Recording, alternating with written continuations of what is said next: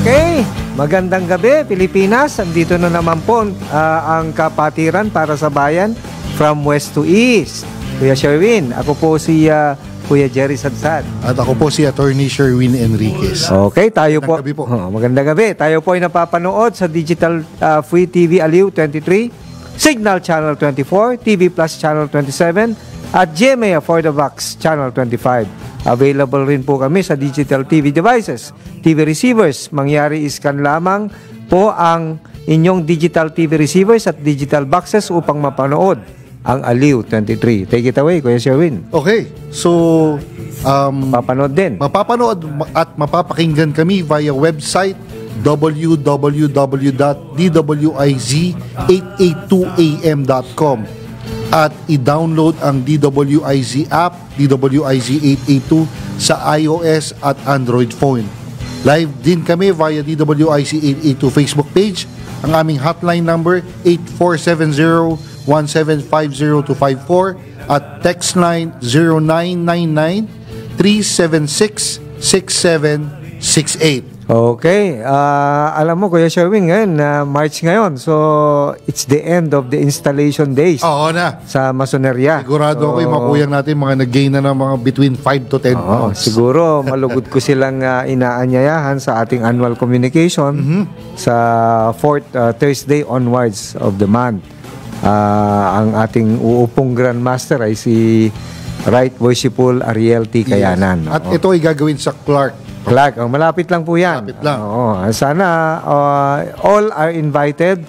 Hindi po, bawal na po yung libre. Kung kailan kakain, saka lang kayo pupunta. Sana po mag-register po tayo.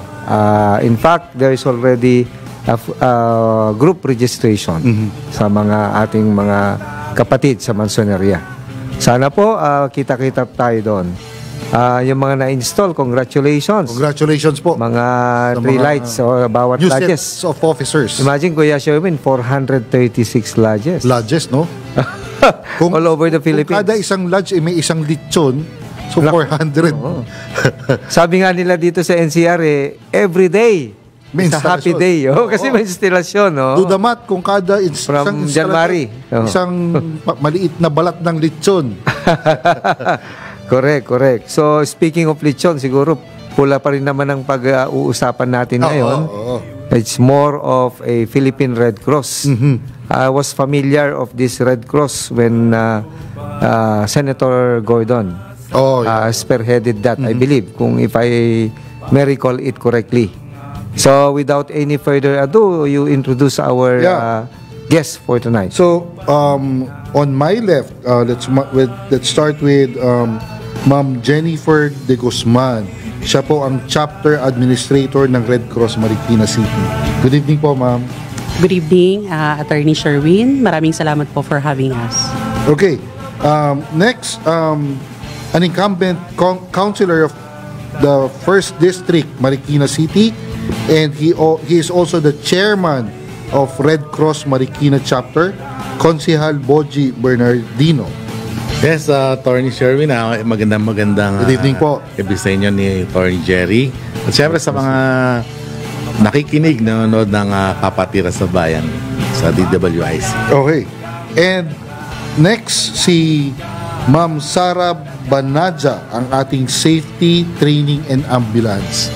Maraming salamat po yung ating sir, sa kapatiran para sa pamilya. Okay, and then, si Sir Gilbert Herrera, siya ang CSR, Health, Welfare Services, Water, and Sanitation. Yan, magandang gabi po sa ating lahat. Magandang gabi po.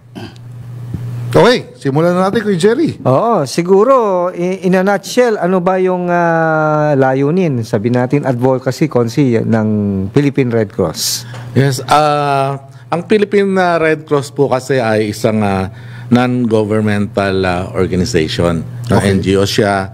At siya yung premier o pangunahin o nangunguna pagdating sa mga humanitarian organization sa ating bansa.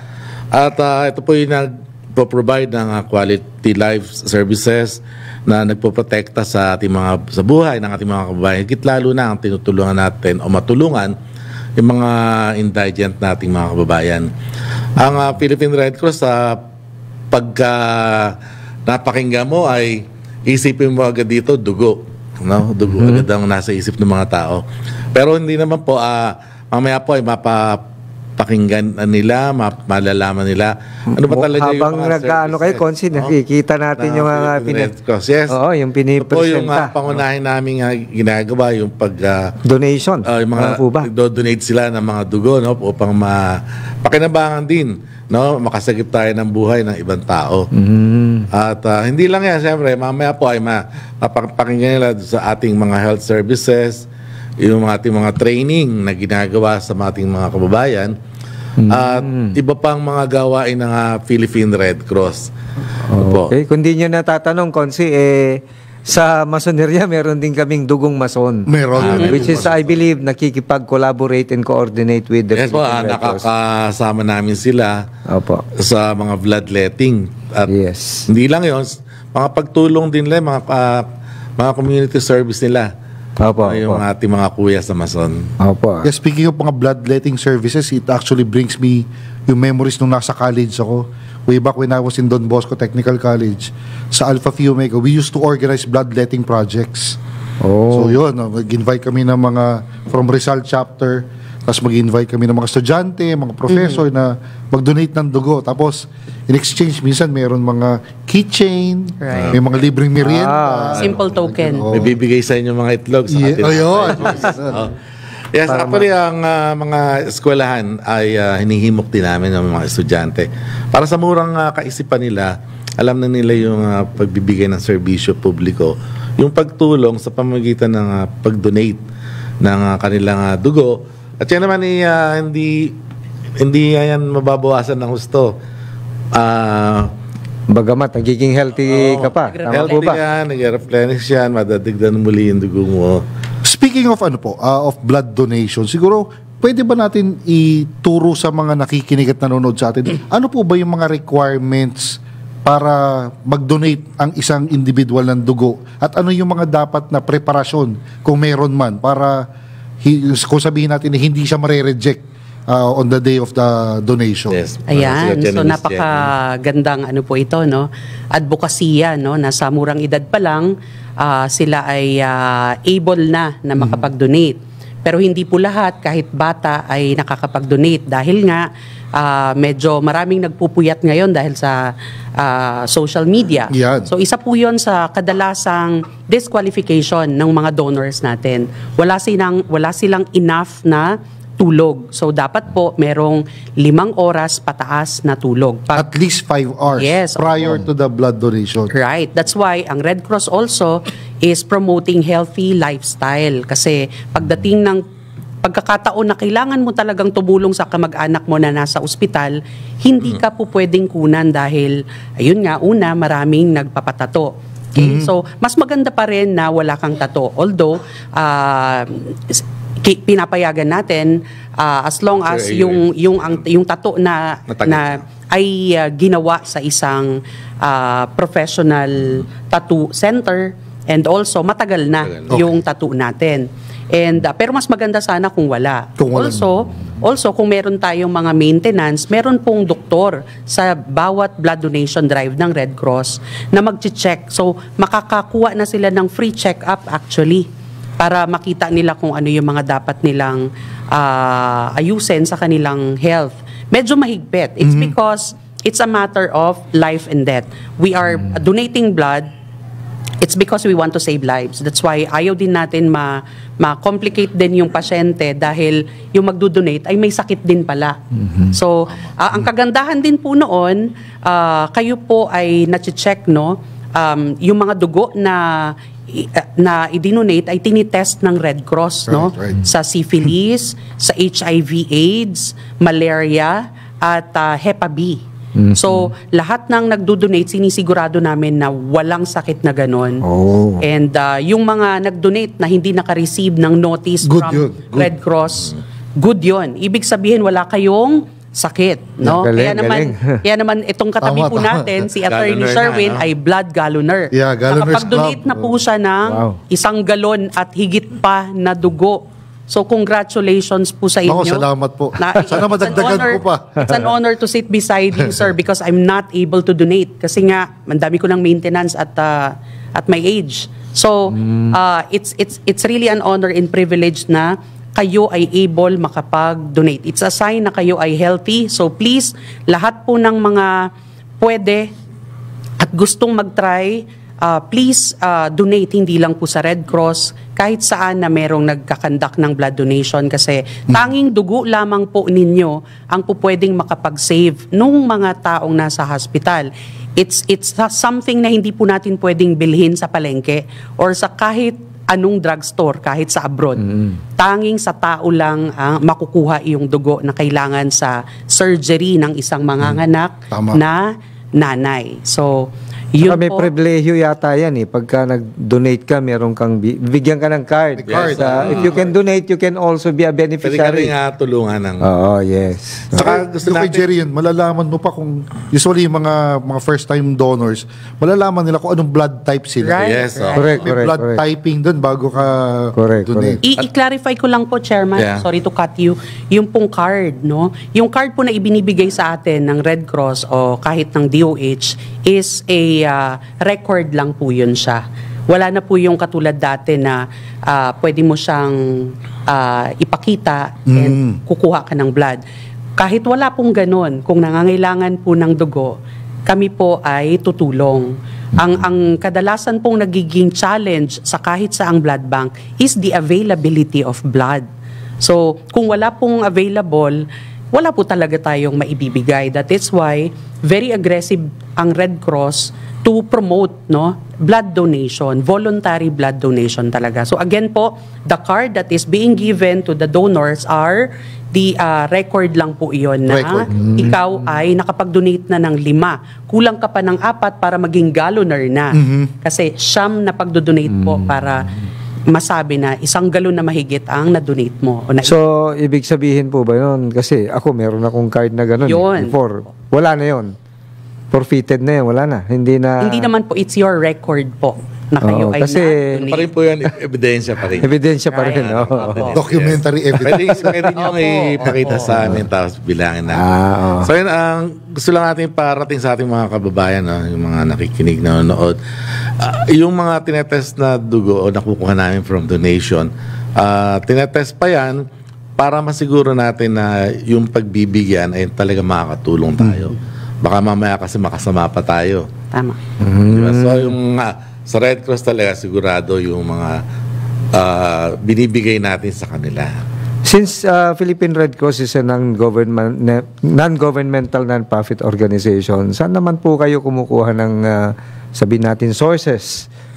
Especially para Pang-sustain. pang-sustain at saka Fundings. pag-revolve doon sa... Siyempre, meron tayo mga empleyado rin na kailangan na bigyan ng allowance or whatever you may call it, stipend or anything. Yes. Sa Philippine Red Cross po, una gusto namin pa alam din, sabihin na, ang mga staff po namin nagpapatakbo ng Philippine Red Cross ay ilan lamang. Minsan, merong chapter na 3 lamang, meron 4 lang, meron 5 lamang. Ang karamihan po na nakakasama namin ay mga volunteers. So, marami tayong mga volunteers. Marami tayong mga kababayan na talagang gusto nilang tumulong, nasa puso nila yung pagtulong din, paglilingkod. Dahil ang mga volunteers naman, iba't iba yung kanilang kaalaman din na nakakatulong. Merong marunong mag-drive, may marunong magluto, merong marunong lumangoy, sumagip, kung ano yung kakayahan nila. Kaya minsan may mga volunteers kami na bata pa, mga pinatilyo, binata. Meron din naman mga senior na. So speaking of funds, unang-una yung mga volunteers talagang walang silang tinatanggap nga. Anything. Talagang Labor of love. Labor. Yes, labor of Pro bono. love lang, Pro bono, lang.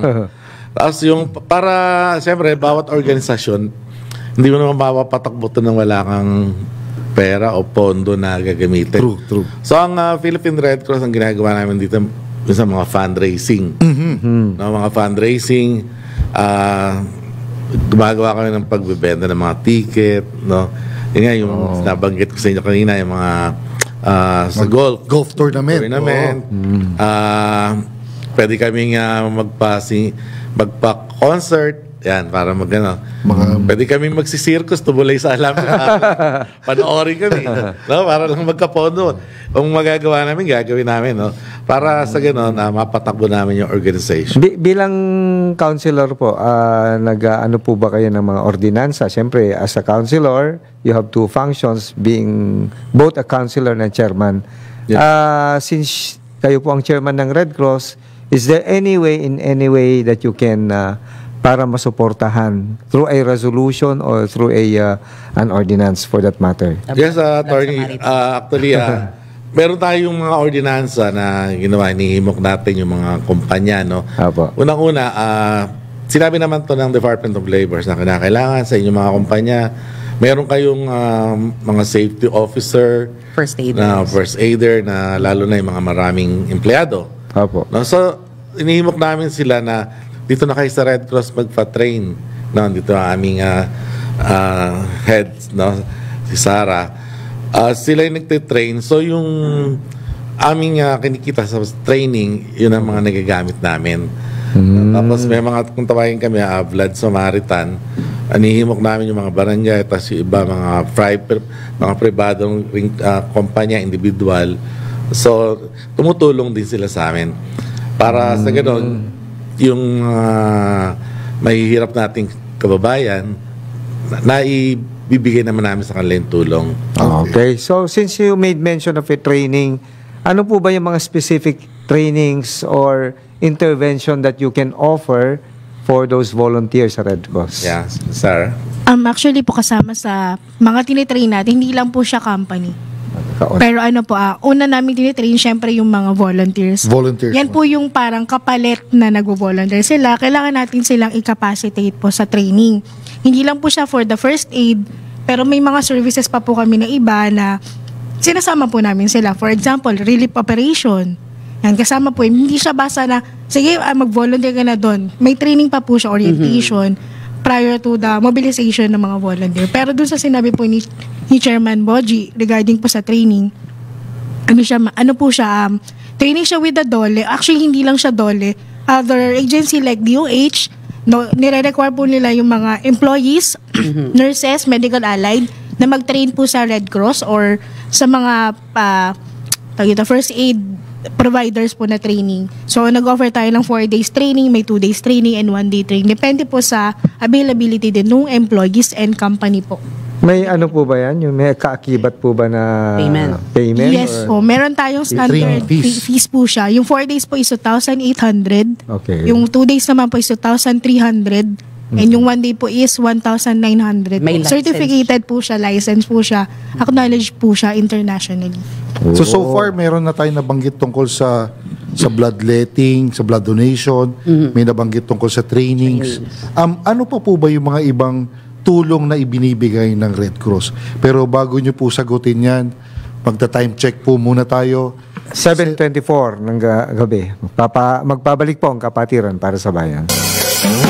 Okay, nagbabalik po ang Kapatiran para sa Bayan at kasama na po natin yung usual and or normal na anchor natin dito.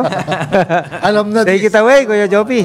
Thank you very much po for having me tonight again at magandang gabi po Luzon, Visayas, Mindanao, kasama po ang buong Pilipinas at kamunduhan sa mga nanonood. Ako po ang inyong lingkod, si Kuyang Doc Jopi, na bumabati sa inyo ng magandang araw, gabi sa inyo dyan.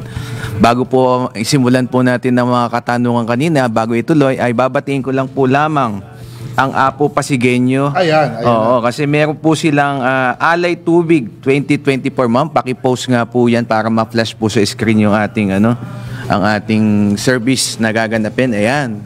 Take it away, Kuya Sherwin. So, Alpha Phi Omega Philippines Incorporated, Apo Pasigueño Alumni Association, in observance of our Lenten season, Alay Tubig 2024 plus feeding program. Number 3, Ortigas Avenue Extension, Barangay Santa Lucia, Pasig City on March 28, 2024 from 4 p.m. to 12 midnight. Siyempre, binubuo din po yan ng Nugama, no? Ng One Rizal at saka ng Zeta PSI. Maraming salamat po. Take it away. So, mostly yung target beneficiaries nito, yung mga mag-aalay lakad papunta ng Antipolo. So may libreng tubig sila tsaka may libreng pagkain. Okay, so going back to the question. May question tayo kanina na pending. So nabanggit na yung bloodletting, nabanggit na yung trainings. Ano pa po ba yung mga ibang services na pinoprovide ni Red Cross? Yes. Siguro may papaliwanag ng ating kasama na siya po yung head sa WAS services saka yung sa health services. Nabanggit nga natin kanina, hindi lang dugo ang produkto ng Red Cross. Marami kaming pagtulong na ginagawa.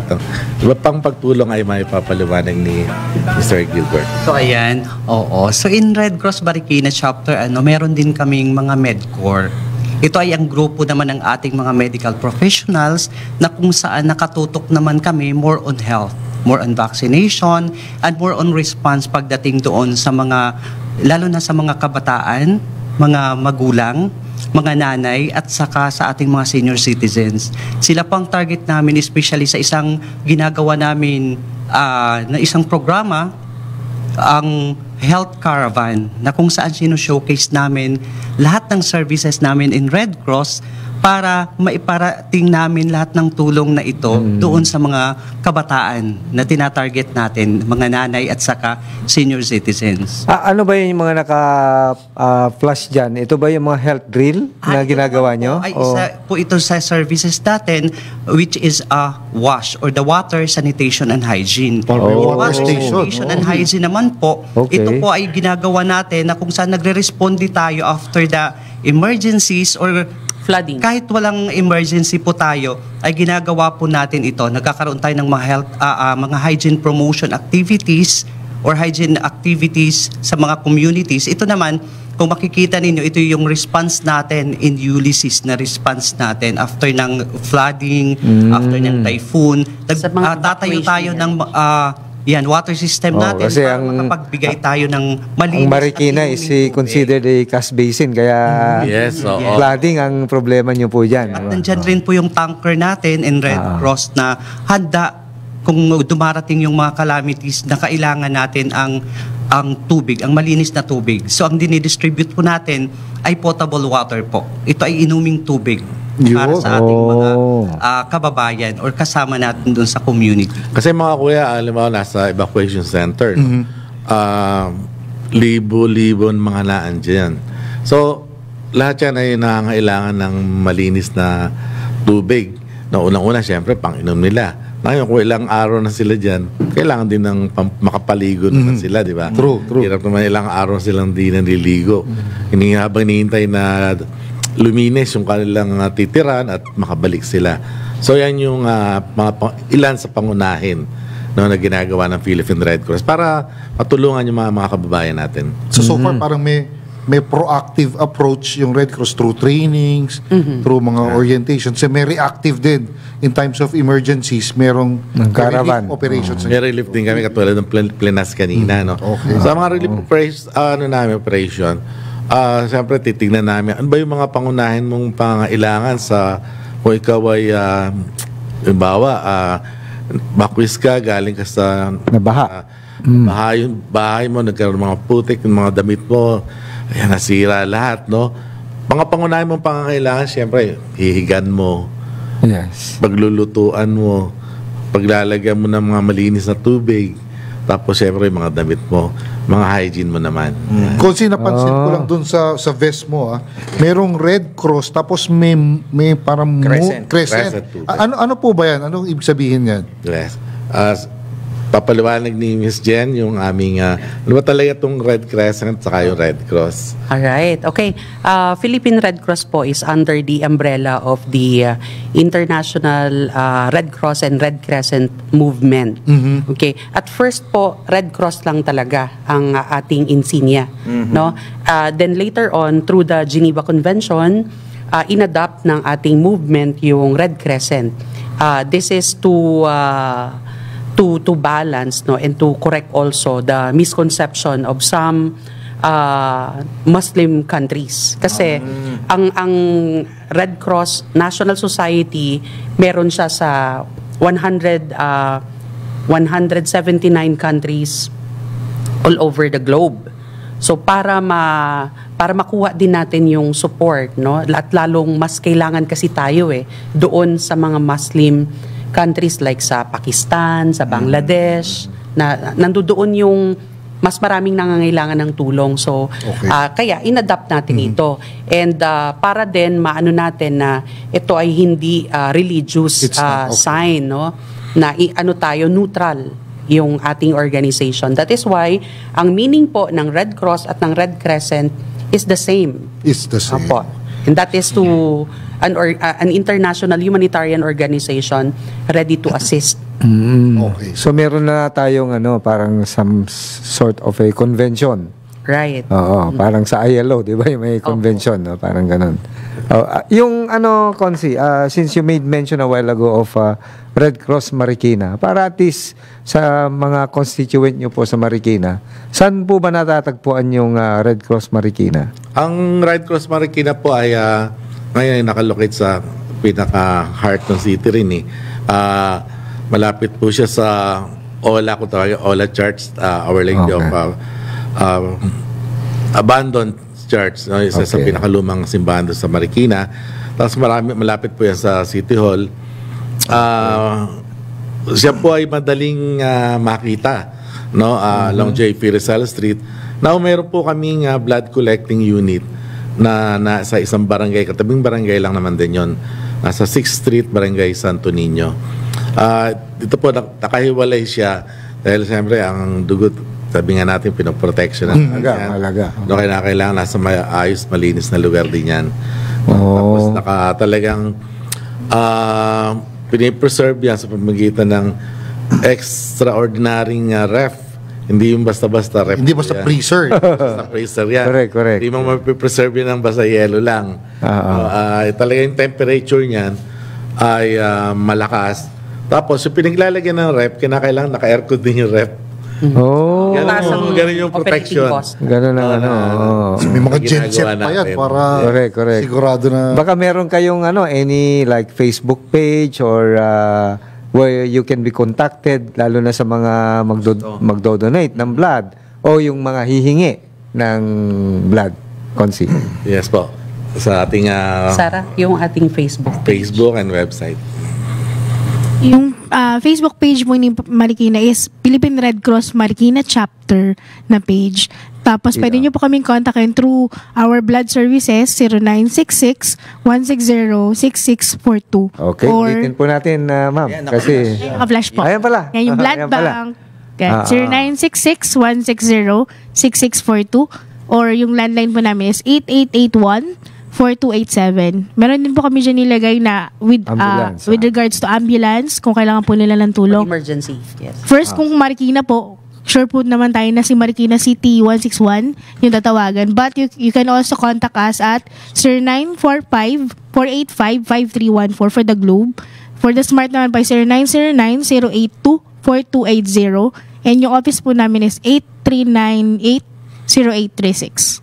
Okay. Or you can just dial 143 for nationwide. Ano po yan? 143. Assistance that you need. Either for blood or for ambulance service, you just dial 143. Okay. So, accessible talaga ang Philippine Red Cross. Mabilis. Sa Marikina po ba, is it considered one of the pilot projects ng Red Cross o talagang maganda lang yung serbisyo ng Marikina? How will you be able to make yourself a cut above the rest, or should I say more than the icing of the cake? Yeah. Ayun. Actually po, ang lungsod ng Marikina ay pagdating sa health services ng mga rescue services, meron tayong 161 sa Marikina. Yun. 161. Subalit ang 161 ay tumutulong din ang Red Cross sa maraming pangangailangan dahil lalo na ngayon ang populasyon natin hindi kumukonti yan sa bawat bayan. Dumadami na yan, padami yan, no? So ang Philippine Red Cross ay laging nakaagapay, no? Nakaagapay hindi lang sa tuwing kami ay tatawagan, tumutulong din kami sa mga aktibidades ng Marikina yung mga, kung ano, mga kapistahan. Tulad ngayon, Semana Santa, hindi mo na kailangang tapikin pa yung Philippine Red Cross. Meron ng pagpaplano na ginagawa sa mga this Holy Week. No? Yung sa mga, kahit sa mga procession, hindi mo na kailangang tawagan. Andiyan na ang Philippine Red Cross, agapay na, no, sa maraming bagay. Always. Ayan. And also, alam mo, dun sa nakarang ating pandemya, sa COVID, ang Philippine Red Cross ay hindi na nahimik. Sabi nga, dun pa lang sa pagtetest sa COVID testing, Philippine Red Cross ang naging pangunahin. Yes. No, sa bawat bahay naman, in Marikina, andun din kami at tumutulong para mabakunahan yung mga kababayan natin. Hindi kami nagtago, hindi kami natakot. Nakalantad kami.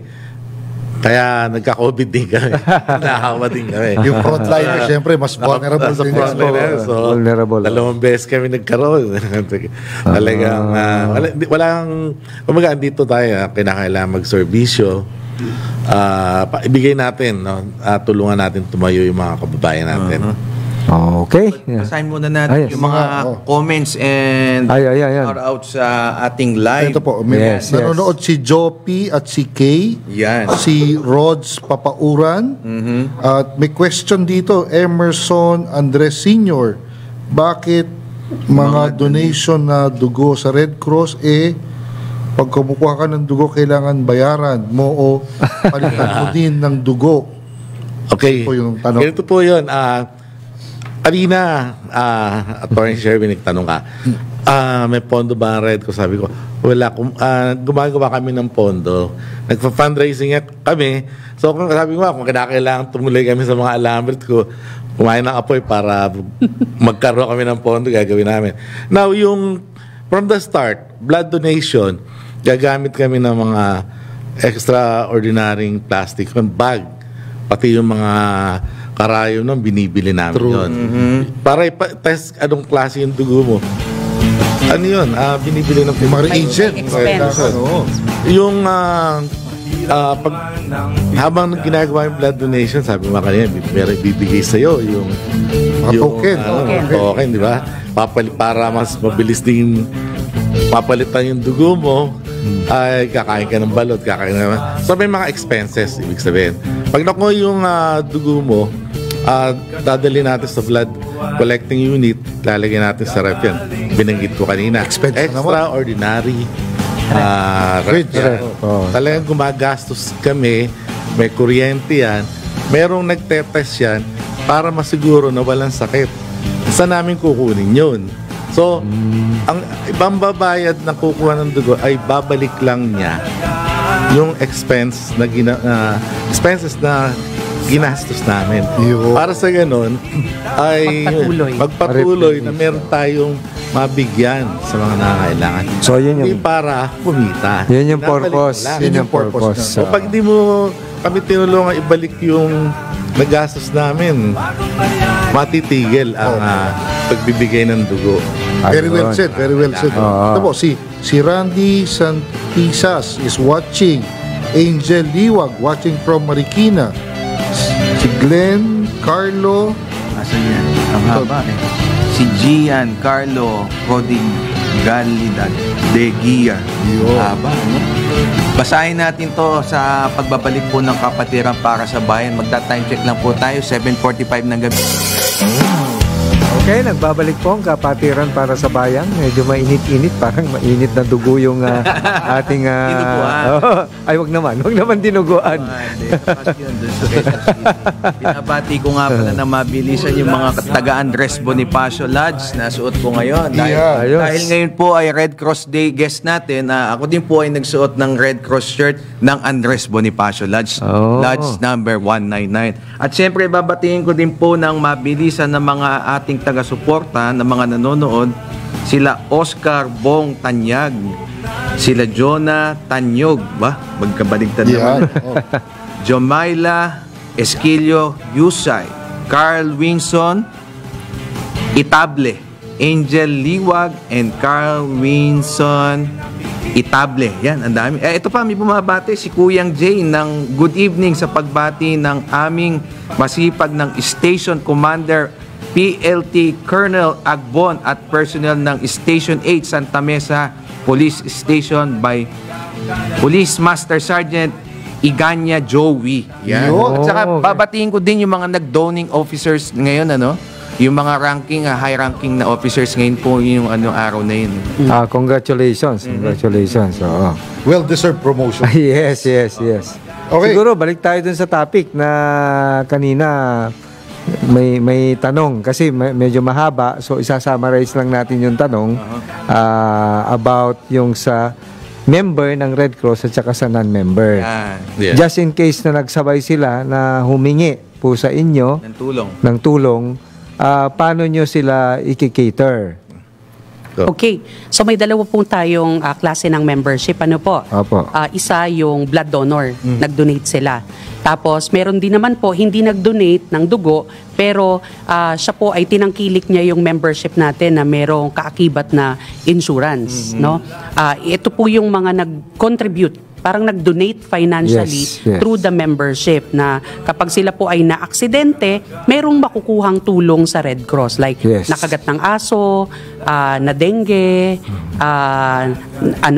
natapilok, na nasagi ng motor. Opo. So pwede po sila maka-reimburse up to 5,000 sa Red Cross or pag mataas yung kanilang membership ay 10,000 din. So medyo mahaba po yan. You can check po yung Philippine Red Cross website at yung sa FB page po ng Red Cross Marikina to check the details ng Red Cross membership kasi isa po yan sa namin way to source funds para i-finance yung aming mga services at programa para sa community. Now yung mga nag-donate naman po, ito yung mga nag-donate ng dugo. Now halimbawa dalawa silang lumapit, as long as may available po tayo, we will cater all of them. Nag-donate ka man o hindi, we will provide the necessary blood that your relative needs. Kadalasan nagtatampo yung ating mga blood donor mismo dahil nag-donate sila tapos nung sila na yung humingi, wala. Ito nga po yung talagang problema natin. Dahil ang dugo po, ang pangangailangan sa dugo ay itinuturing nating daily disaster. Araw-araw po may nangangailangan ng dugo. May namamatay dahil sa kakulangan ng dugo. That's why nandito kami ngayon at kami nagpapasalamat sa inyo dahil ito ang way namin to promote yung ating blood donation. Huwag po kayong matakot mag-donate dahil nakakaawa po talaga at nakakalungkot na may lalabas ng aming opisina nang walang makuhang dugo. Ngayon po, ang Red Cross, ang ginagawa namin, pag lumapit sa Red Cross Marikina at wala sa amin yung pangangailangan na dugo, maging ito po ay nasa malapit lang sa NCR o kahit nasa Zamboanga, nasa Tuguegarao, kami po ay merong mini-maintain na daily blood inventory. So alam po namin at any given time kung ilan ang type O ng Isabela, ng Cagayan, at so ng in short, Zamboanga. kinikater nyo pa rin sila by coordinating with the other chapter. We have internal connection and hindi na po sila kailangan pumunta doon hanggat hindi sure na merong dugo. Ito po ay marching order sa amin ng aming Chairman and CEO Richard J. Gordon na i-connect yung mga nangangailangan ng dugo kahit nasa malayong lugar. Kami na po yung tatawag. Ito po yung detalye ng relative na nangangailangan ng dugo, connect dito sa Marikina. Meron po ba kayong available? Pag meron, ite-text nila, ito na ang reservation. Sasabihin na namin, ma'am, tell your relative to go to Cebu Red Cross Blood Bank. This is the reservation number. Get the blood now. Ganun po. Wala pong hesitant ang mga dito gusto tumangkilik. So kahit nasan man po kayo ng lugar ng bansa natin, makikita po kayo ng Philippine Red Cross. Right. At saka anybody. Regardless of whether you are donor ka, beneficiary, or donor ka through financially. Right. Wala po tatanggihan. Walang tatanggihan. Yung iba po, kanina may nagtanong nga daw na bakit siya nagdo-donate ng dugo, nakapag-donate ng dugo. Pero nung siya nangangailangan, hindi siya nabigyan. Walang available. Hindi na-cater. Kasi nga po, halimbawa, kung Ang kami ay nagkaroon blood donation drive. Nakuha namin type AB, 10 lang. May nauna ng mga ilan na nakakuha ng type AB. Hindi naman namin pwedeng bigyan ng ibang type ng dugo yan. Correct. Tama. Magmamatch. Kinukuha na namin sila ng doctor's request di ba? So yun na lang yung pwede namin itulong. Itatawag namin sa ibang Red Cross chapter para hanapan. Tulungan ka makahanap.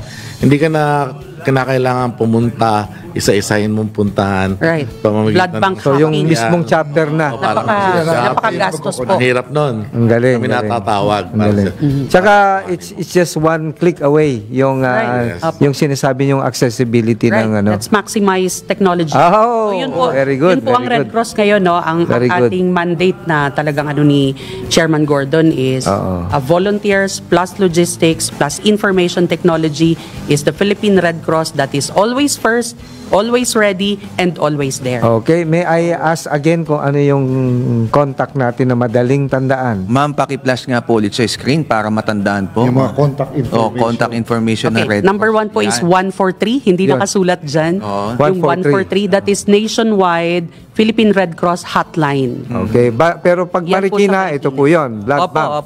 opo. 0966-160-6642 at yung kanilang landline is 888-14287. Ambulance. Ambulance service naman po is 0945-485-5314 at ang smart number is 0909-082-4280.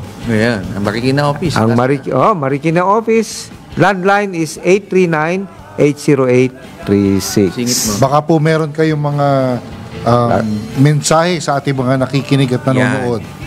Kailangan ng Red Simulan Yeah. natin kay sir. Kay sir muna. Ayan. Oo, sa mga nanonood po, patuloy lamang po nating tangkilikin ang Philippine Red Cross at makiisa po tayo sa lahat ng mga activities na ginagawa, lalo pa po ang ating mga kababayan ng mga Marikinyo. Magsiserve po kami lagi po sa inyo. Okay. Ma'am. Ayun, good evening ulit sa lahat. Siguro yung sinasabi namin lagi sa mga volunteer and mga nagtitraining po sa amin na ang Red Cross ay para sa lahat, pero ang lahat ay hindi para sa Red Cross. So minsan, parang kung sino lang din yung may passion or kung sino lang yung mga gusto talagang tumulong, yun yung mga nakakatulong din talaga sa organization. So yun po. Okay, ma'am.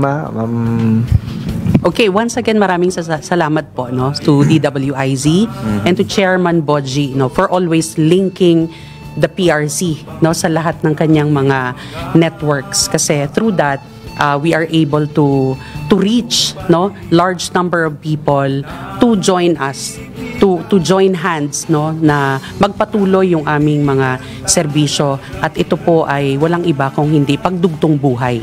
So we will not be able to do this without your help. Again, ang dugo ay tanging sa tao lamang po nakukuha. So ang nais namin, magpatuloy itong programa na ito at kayo po ang kasagutan doon. Okay, Konsi Boji.